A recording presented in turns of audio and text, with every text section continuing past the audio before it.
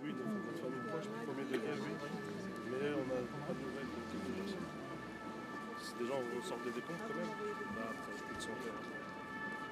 Mais la situation reste chaotique parce qu'il y a aussi beaucoup de camions qui partent, quoi, de soins, de vêtements, etc. Il y a des pilleurs aussi. Il y a beaucoup de pilleurs qui parlent de ça, oui. Il y a des pilleurs qui détournent les camions, qui vont dans les bâtiments qui sont dévastés pour voler ce qui reste des gens qui sont pris, quoi. Voilà.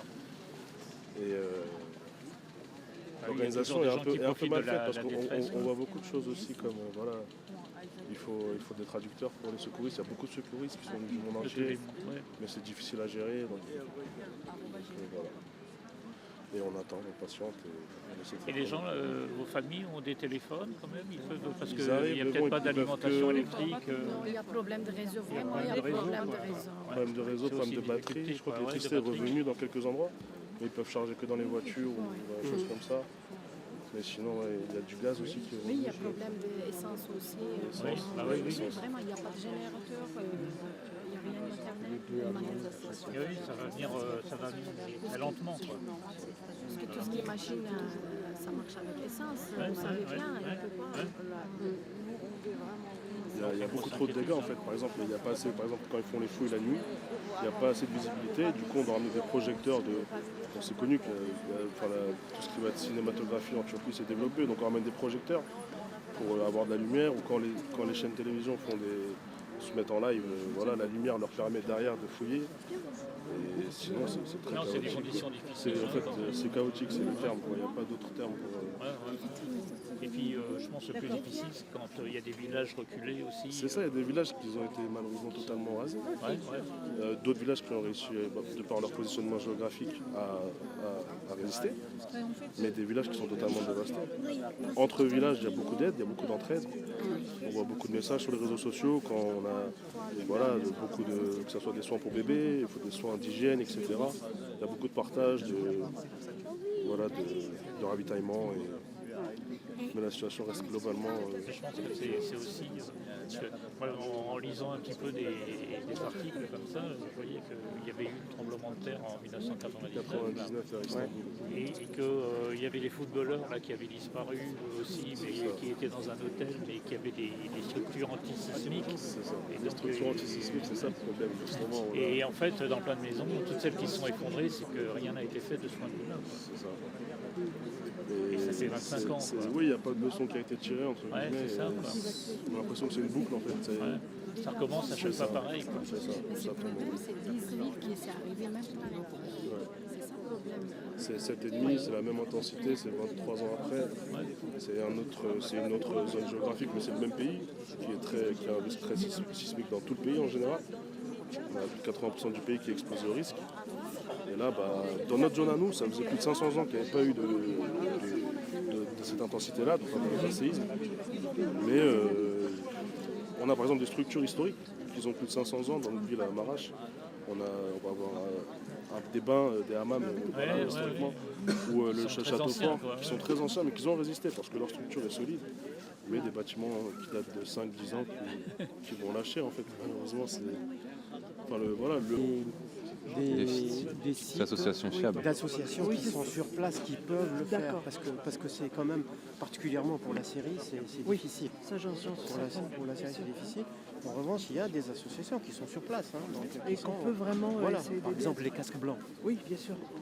Par exemple, oui, il y a aussi les autres. C'est ce qu'on a dit vers la fin. Il y en a peu. Il y en a peu, mais il y a aussi des ONG françaises, internationales. Qui sont quand même sur place en Syrie, là où qui peuvent atteindre les sinistrés. Parce qu'il y a des corridors des Nations Unies et autres. Donc, politiquement parlant, c'est pas facile non plus. C'est dans quelle mesure on peut essayer de... il faut aller sur ces sites-là et c'est des dons. Ils ont besoin d'argent, de dons.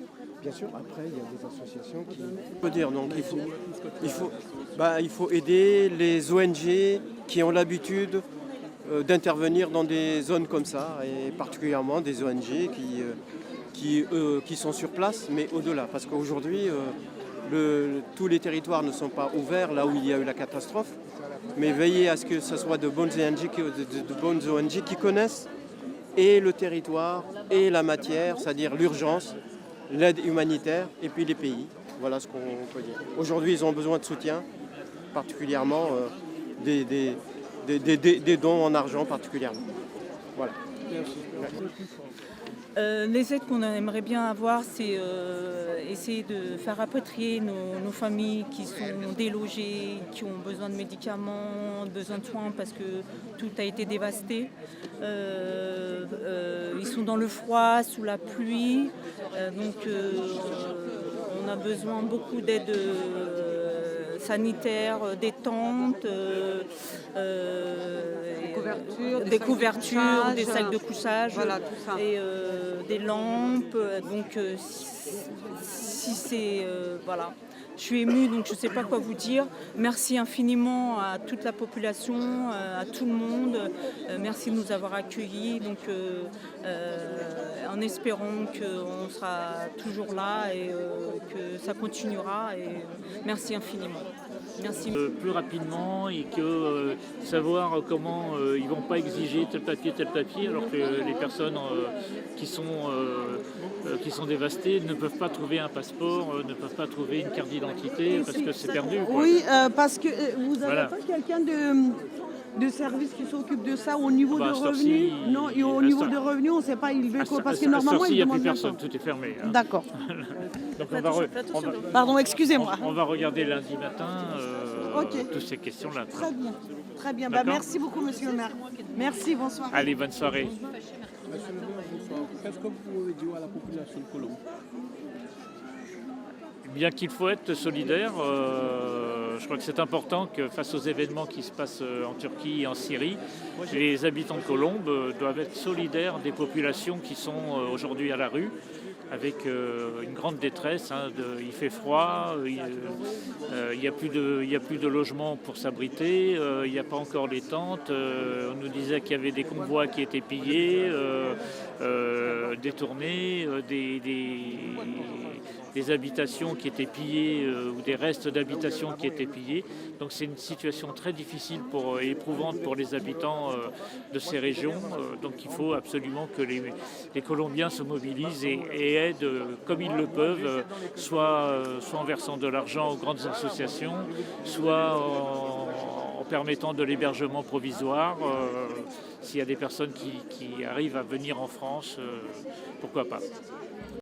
Plus rapidement et que savoir comment ils ne vont pas exiger tel papier, alors que les personnes qui sont dévastées ne peuvent pas trouver un passeport, ne peuvent pas trouver une carte d'identité.